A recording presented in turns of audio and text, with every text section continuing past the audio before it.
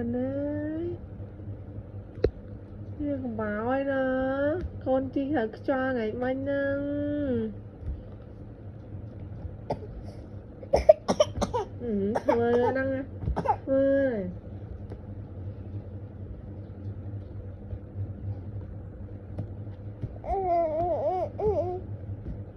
xà thục mà xà thu con pơ xà thục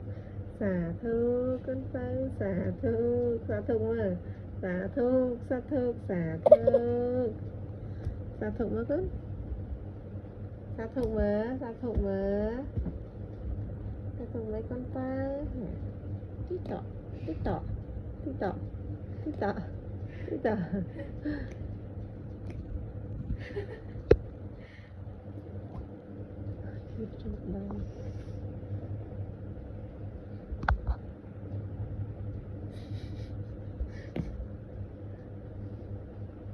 phản ngập lắm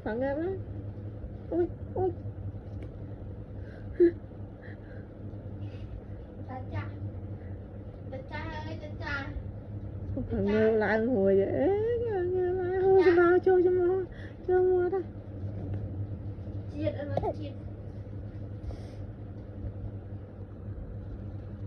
Đây là tay cái tao ấy là